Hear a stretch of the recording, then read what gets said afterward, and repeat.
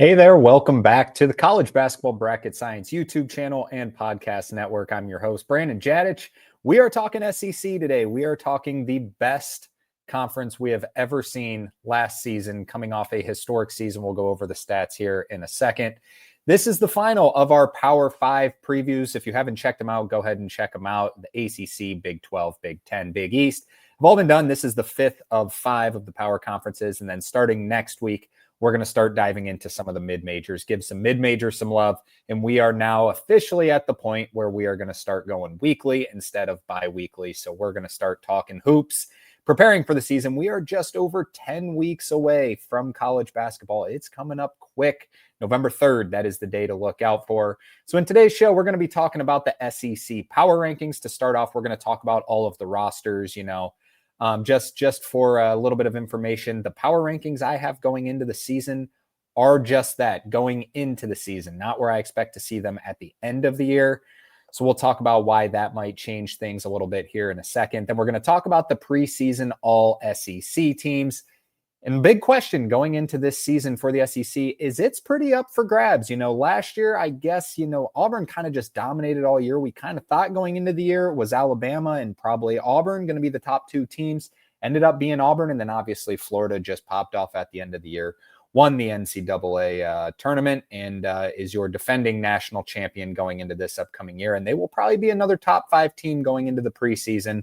We'll talk about their roster, our outlook for them here in a second. But before we do, be sure to follow us on Instagram and TikTok at Bracket Science with 2 S's. Starting to get real active on there. And be sure to like and subscribe. Hit the post notification so you stay up to date on the college basketball season, where, like we said, going to be posting YouTube videos / podcasts once a week now, all the way up, at least once a week, I should say, all the way up until the college basketball season. Once it hits October, we'll be going twice a week on quite a few of those, once we start getting a little bit busier. So be sure to do that.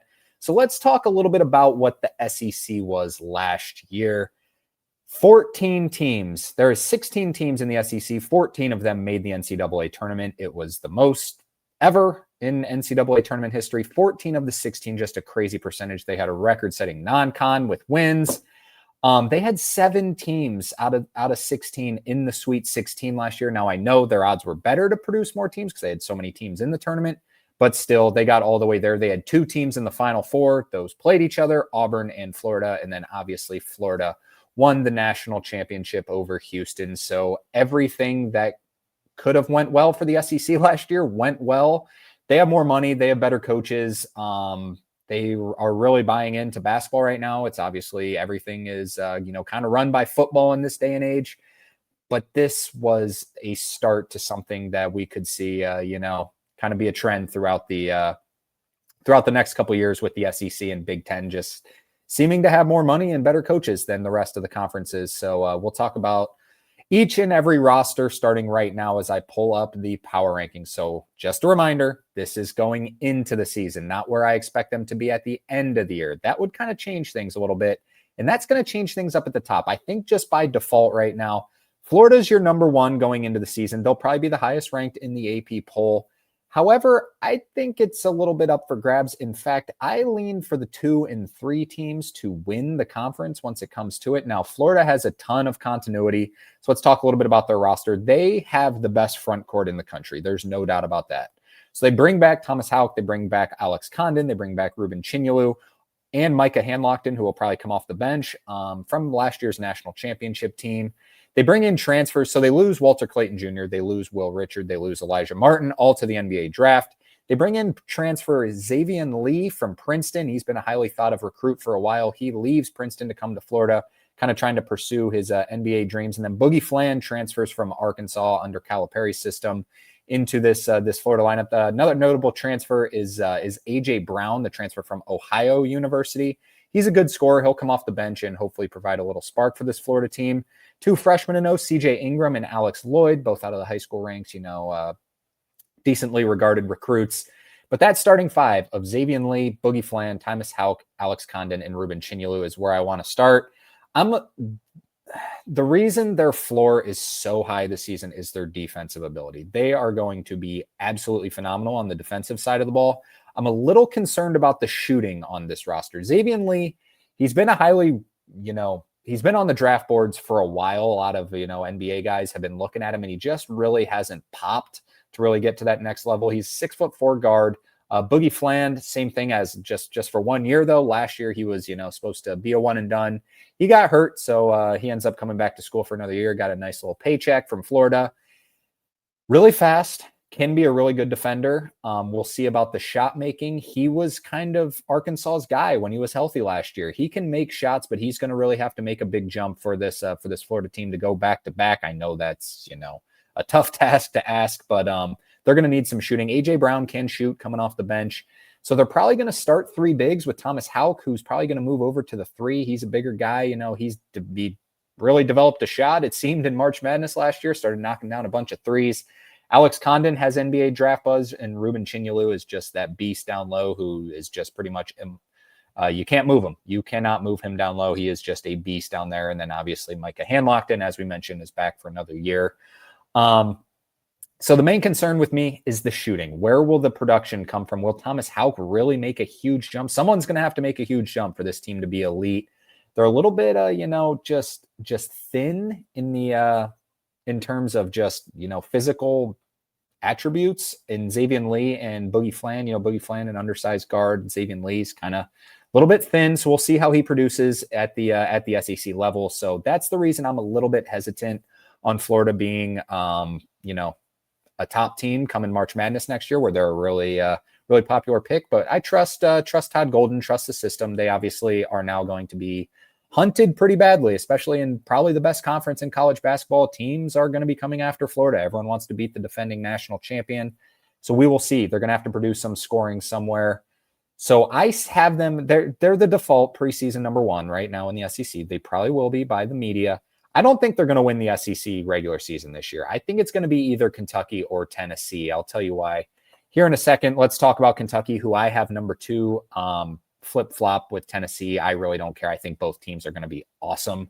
Kentucky probably has the best roster in college basketball. I'll say depth-wise, they have a ton, and I mean a ton of options. Jalen Lowe transfers in from Pitt. They bring back Otega Owe, who will probably be the SEC preseason player of the year this year. They bring in Denzel Aberdeen from that Florida team who won the national championship last year. They bring in Muhammad Diabate from Alabama, and they bring in Jaden Quaintance from Arizona State. That should probably be their starting lineup. We'll talk about the rest here in a second. So the reason Mark Pope kind of went this route was their defensive struggles last year. They could score the ball with anyone last year, as we had kind of seen with John Calipari teams in the past. Mark Pope continued that last year. They really needed to improve on the defensive side, and they got guys. Denzel Aberdeen is a tremendous on-ball defender. Muhammad Diabate is like the grittiest hustle guy maybe in the country, transfer from Alabama. And then Jaden Quaintance is just an unbelievable shot blocker, huge presence down low, long arms, muscular guy. He is. Now, I should mention Jaden Quaintance. We're not 100% sure yet on when he will be available. Heard an interview with Mark Pope with the guys over at CBS, Matt Norlander. Heard an interview. He said he doesn't think he's going to be ready by the start of the season, but probably it's kind of, there's no timetable as of now, but he says he's going to be back at some point. So hopefully by, December-ish is kind of hopefully the plan for to get Jaden Quaintance back in there, because he will make a huge difference. So if Kentucky can learn to defend without Jaden Quaintance in the first couple weeks or months of the season, then when you add in Jaden Quaintance, yeah, that team's going to be absolutely elite.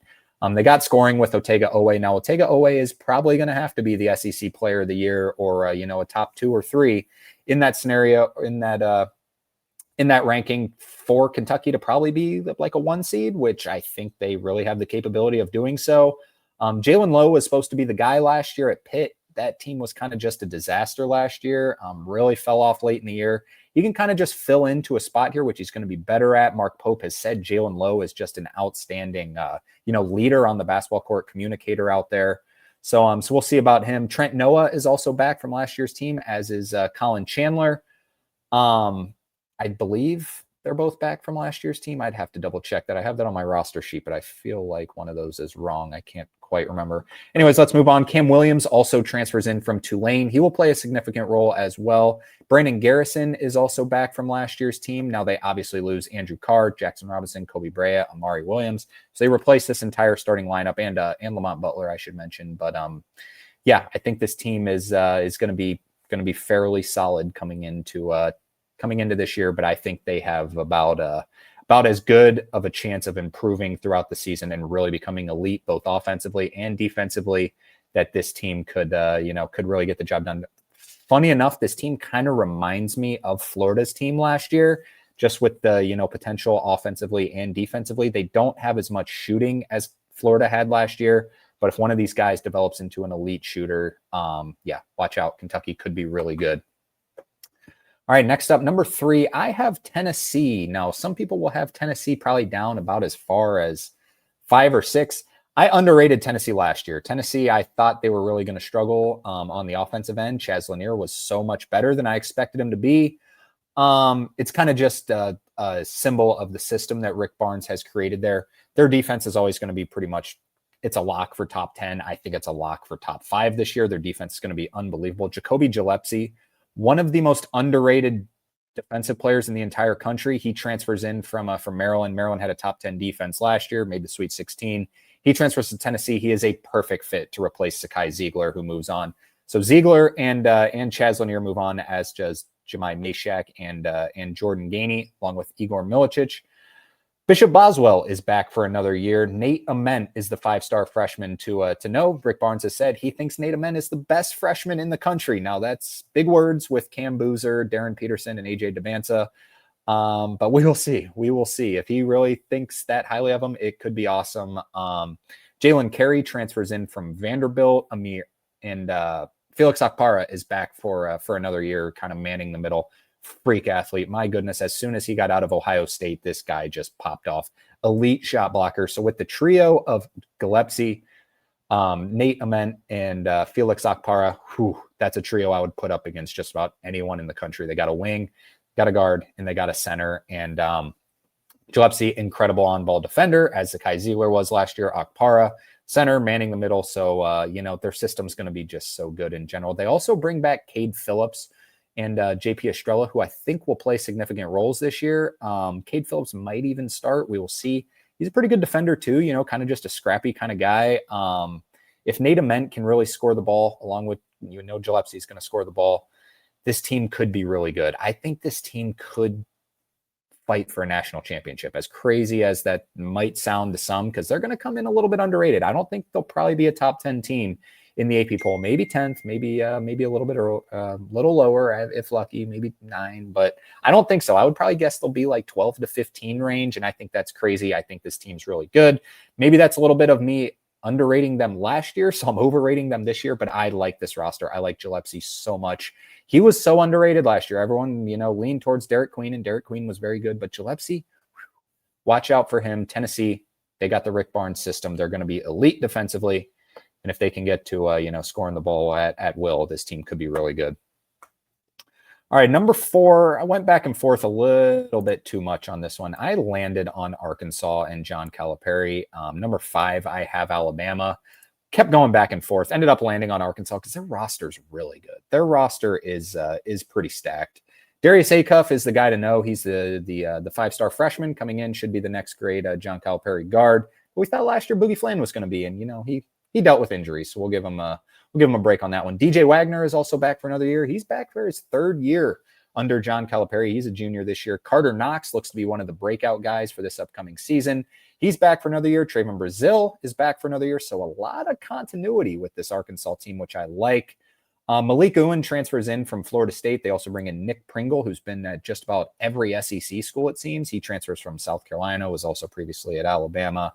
So they lose John L. Davis, Jonas Adu, and Boogie Fland, obviously, to Florida. But a lot of continuity here. They also have Malik Thomas, who is the 12th ranked recruit in the country. Him and Darius Acuff, two, highly regarded freshmen. So this team has, the Calipari freshmen. They have the continuity, and they also have a couple transfers who will play their big man role with Nick Pringle and Malik Ewan. The only thing I'm worried about, yes, there's a lot of continuity. DJ Wagner, Carter Knox, Trevin Brazil, Billy Richmond. Sorry, should have mentioned him. Forgot to mention him. He is also back for another year. He should play a big role this year. So a ton of continuity.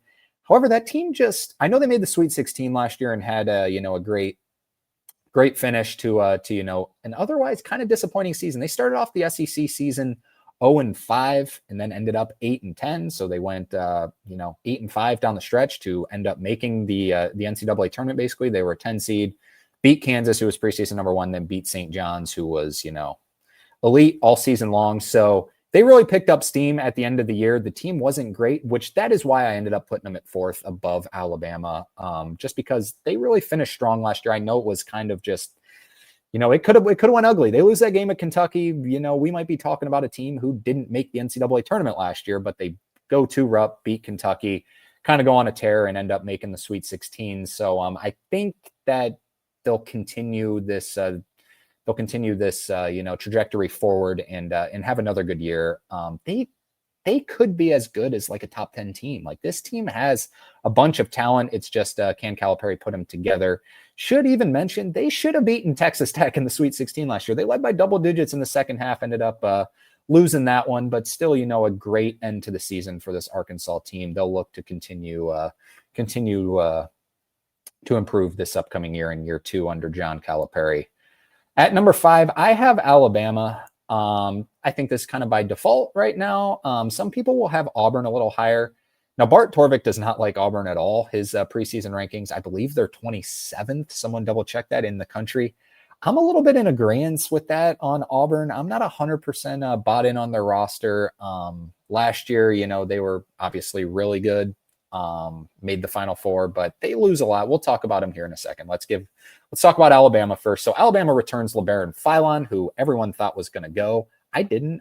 I kind of figured he'd be back because I knew they were going to give him a bag. He's the next, he's the next Alabama guard. He's the next Mark Sears, in my opinion. Aiden Holloway, also back for another year. Elite shooter, had a good year last year. Latrell Wrightsell is back and supposedly healthy from his injury, so he's going to be good to go.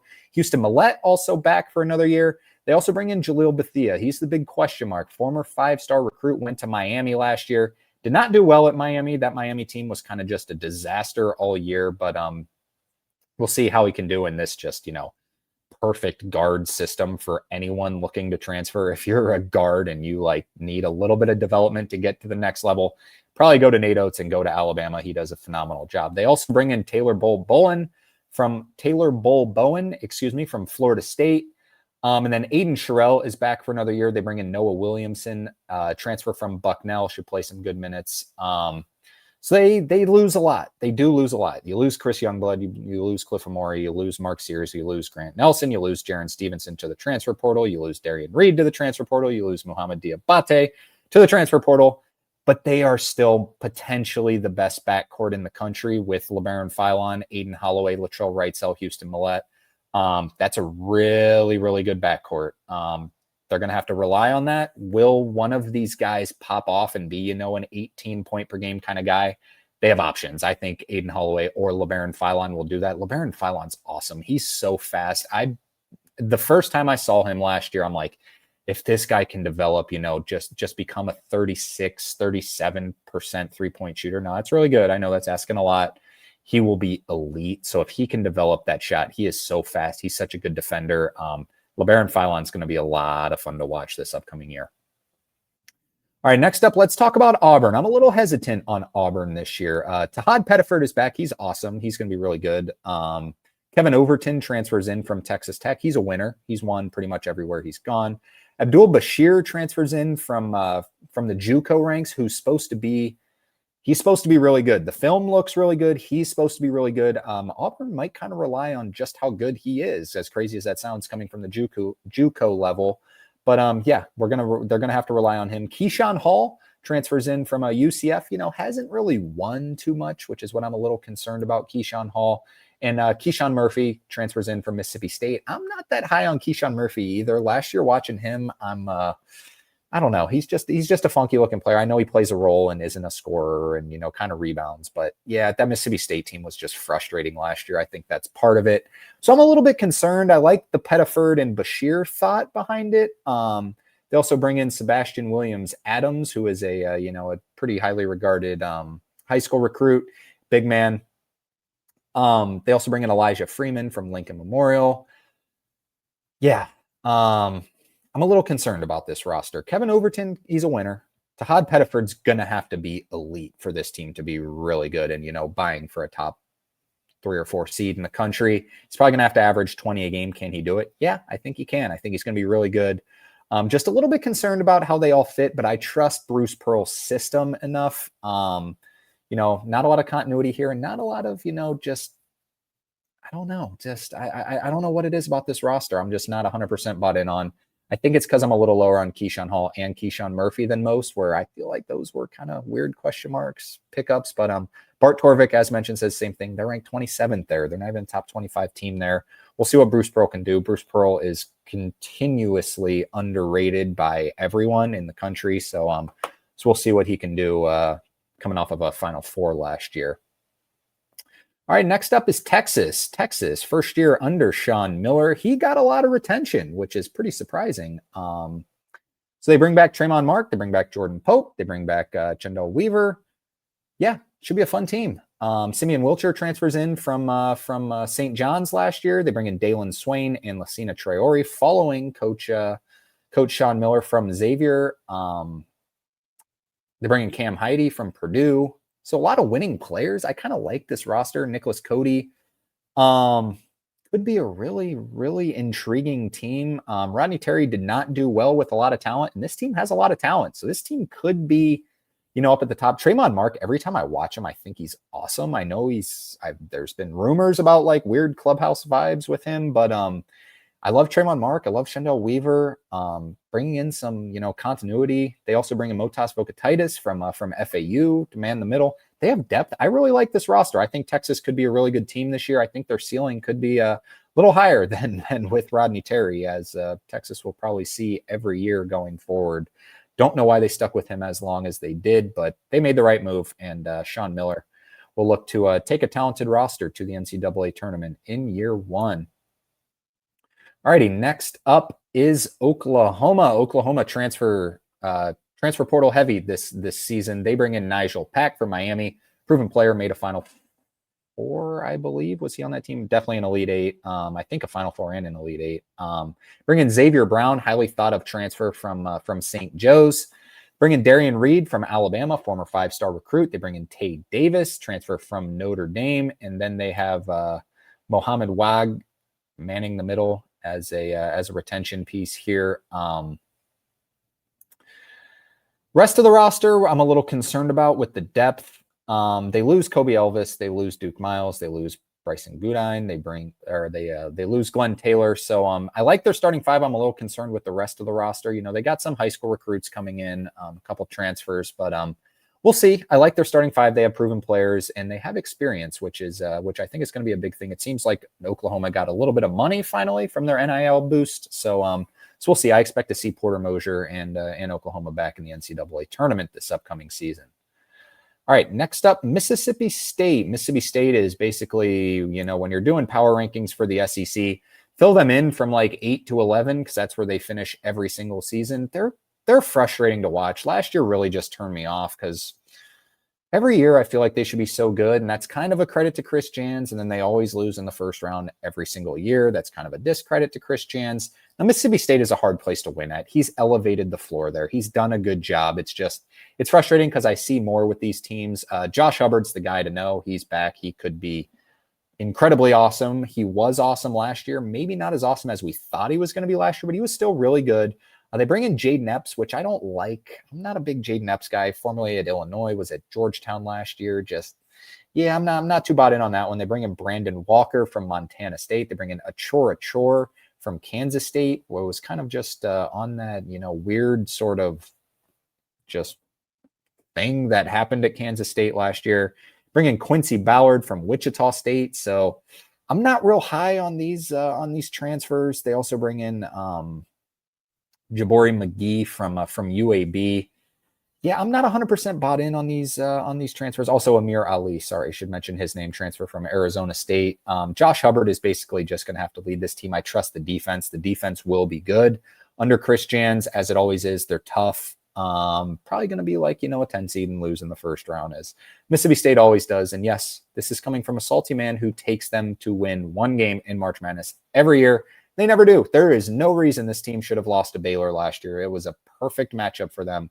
They got beat. It's just kind of the same old story, but they're getting to the NCAA tournament. So that's a sign of good things to come.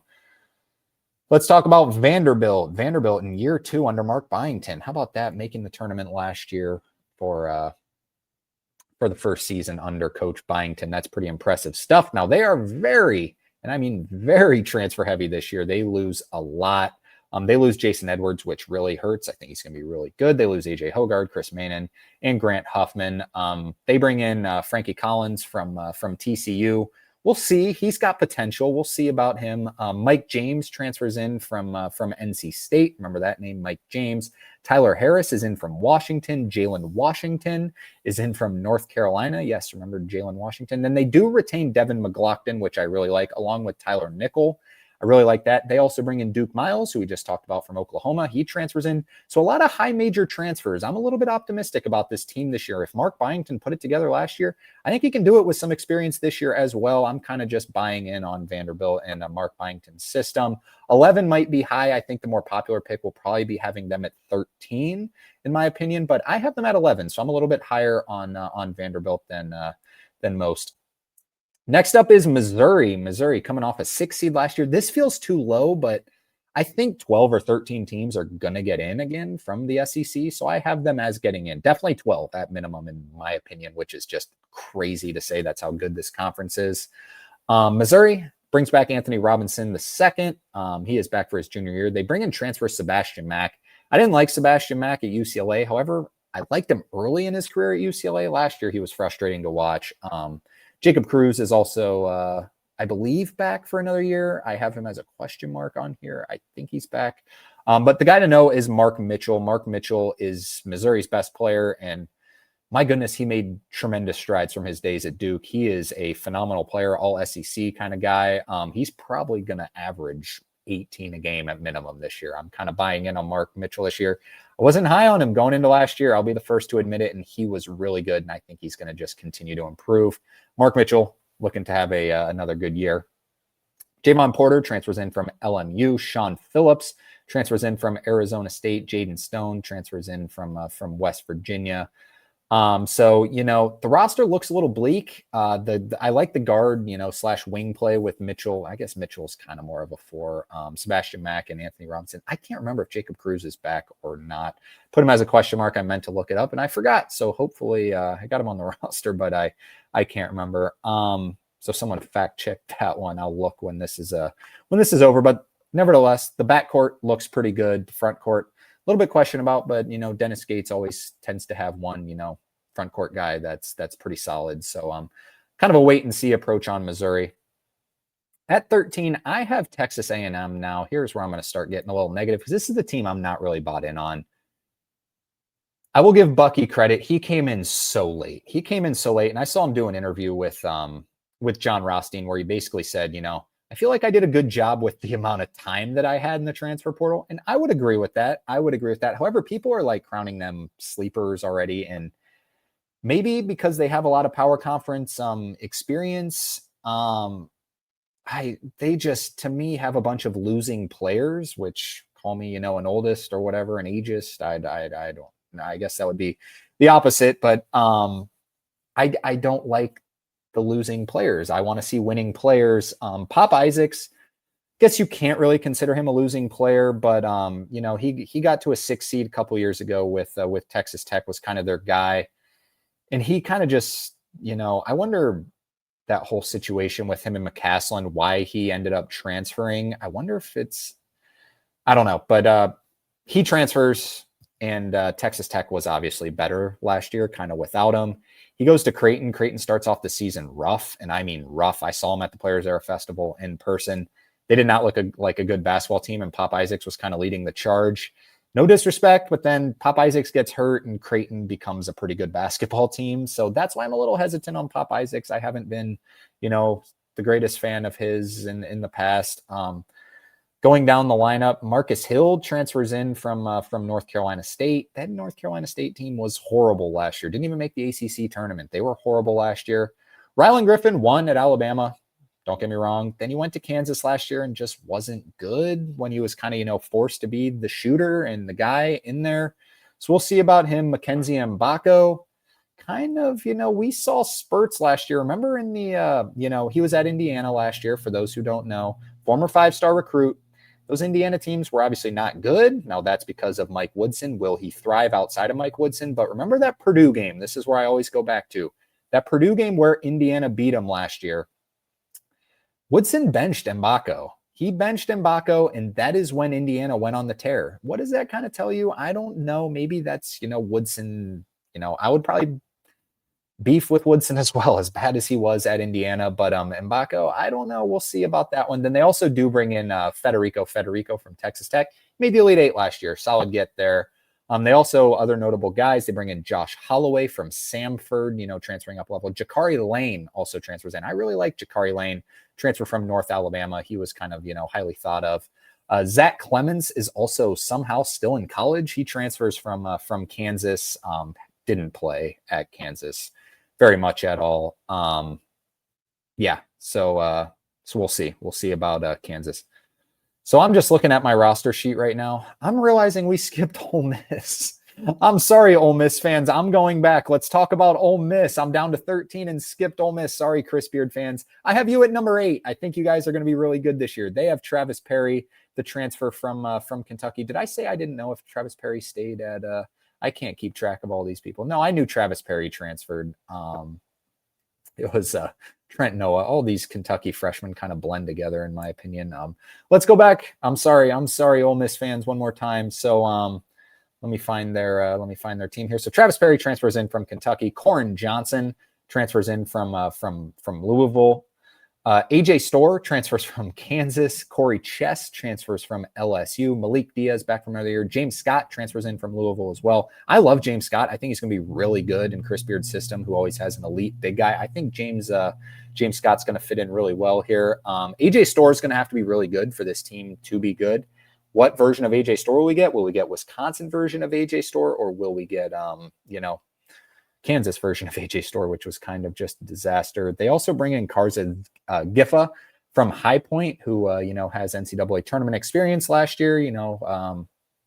We'll see what he can do transferring up to the SEC. So decently deep roster, gonna be really good in the gonna be really good for the defensive side of the ball, as Chris Beard always is. I trust this defensively.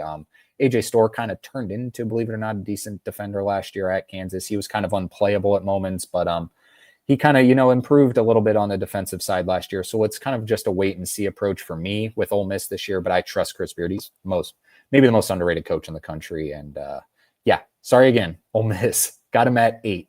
Now let's jump all over the place in completely professional form to Georgia at number 14. I don't like Mike White. I'll be the first to say it. I don't think he's very good. Now I know he's kind of elevated a little bit from, they made the NCAA tournament last year. You got to give him credit for that. But I still just don't really buy into his system. Jeremiah Wilkinson transfers in from Cal. Blue Kane is back for another year. Jordan Ross transfers from St. Mary's. I'm a little concerned about Jordan Ross transferring up. I think he was a good fit in, the St. Mary's system and Coach Randy Bennett, but we'll see about this one.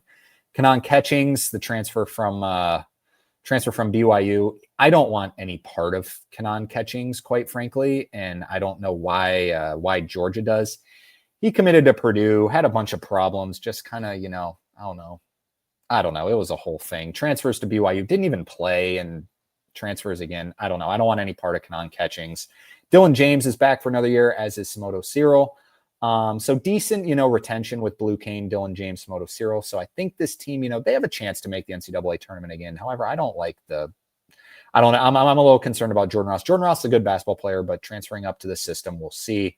And Kanan Catchings, I don't want any part of that. I wouldn't be surprised if he, doesn't end up getting as much playing time as some might expect.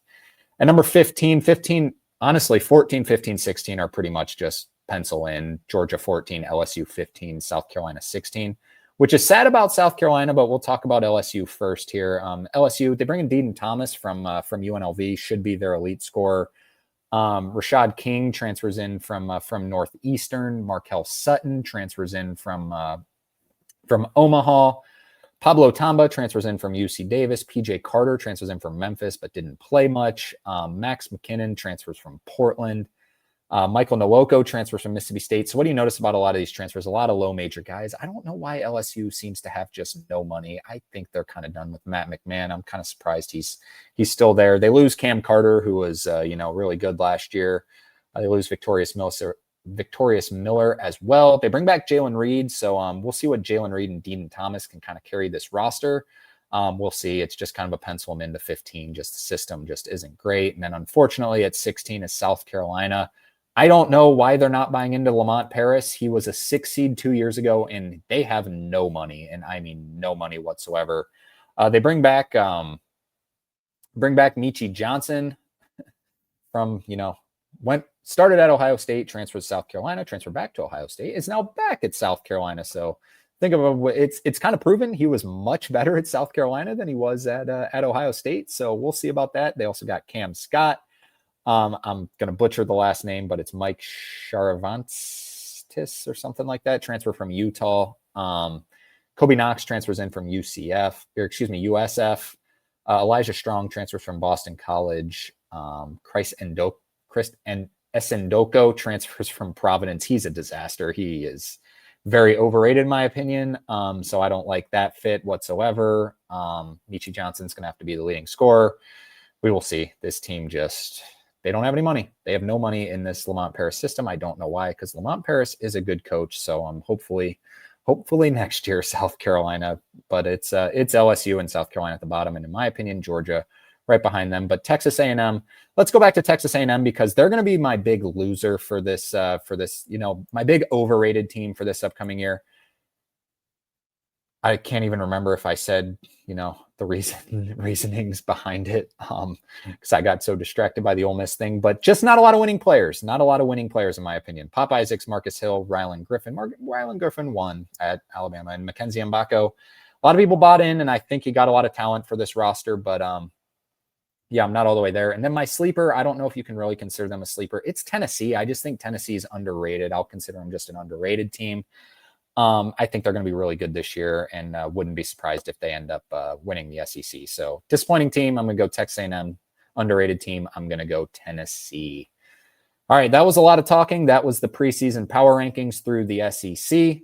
Let's talk about the first team preseason All-SEC that I put together. This was tough because I wanted to put Josh Hubbard on here, but just think the team thing, I couldn't quite get there. So I got Tahad Pettiford from Auburn, Jacoby Gillespie from Tennessee, Otega Owe from Kentucky, Alex Condon from Florida, and Mark Mitchell from Missouri.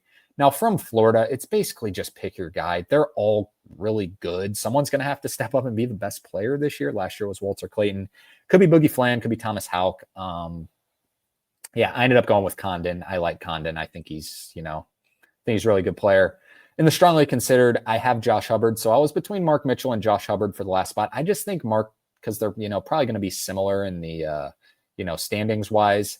I just think Mark Mitchell is going to be elite. I'm just kind of buying into him. I put Josh Hubbard as first team last year. I drop him to second team this year as of right now. He's still really good. Could be, elite. Could be an SEC player of the year. Honestly, Josh Hubbard's that good, but it's just how good will Mississippi State be? How good will Missouri be? So I would go Otega Owe as my player of the year going into this. I also have in the heavily considered LeBaron Philon, Boogie Fland, and Darius Acuff. One of those three I think will end up on this list because I think one of those those are my three breakout candidates this upcoming year, plus Tahad Pettiford, obviously, but he's not under the radar at all. People know Tahad Pettiford, but yeah, give me Otega Owe, player of the year.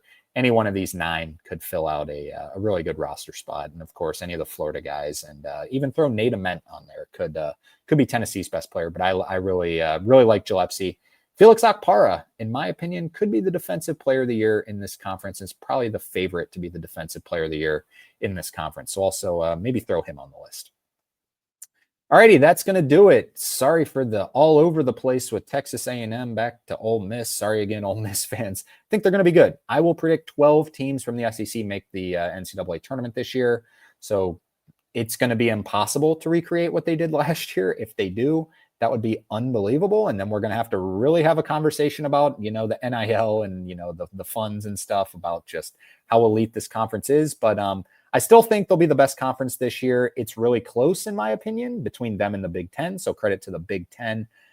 I know we talked last week that, the Big Ten might be, if they did betting odds, the SEC would be the favorite to be the best conference, but the Big Ten, I think, would be the better betting odds because I think they could do it. But the SEC, they're the top dog right now in the sport of college basketball, just based on their last year's historic season. So we'll see what they got going forward. I'd love to hear your guys's power rankings and first team All-American. So be sure to hit those comments below, or, we're going to be posting all these graphics that you just saw. You're getting a little bit of a preview of it on our Instagram and TikTok. So go check that out at Bracket Science with 2 S's. Be sure to like and subscribe to the show, whether that's on YouTube or on Apple Podcasts or Spotify. Those links are down below in the description. If you're on the go and don't like to look at my ugly face and my annoying voice, just play it in the car and go to Apple Podcast or Spotify, of course. We will be back next week talking mid-majors, and we're going to predict every single conference winner. So we'll talk about the Power 5 just briefly, and then we're going to talk about the mid-majors mostly and the low majors, talking about my predicted winners going into the season and some other schools that could pop up in that conversation. And, it's a lot of fun talking mid-major ball, talking about some one-bid leagues, some teams that are going to be fighting atop for a berth in March Madness. So we'll talk to you again next week. We're getting there. Just over 10 weeks. It's coming. It's preview season. We'll talk to you again soon. See you later.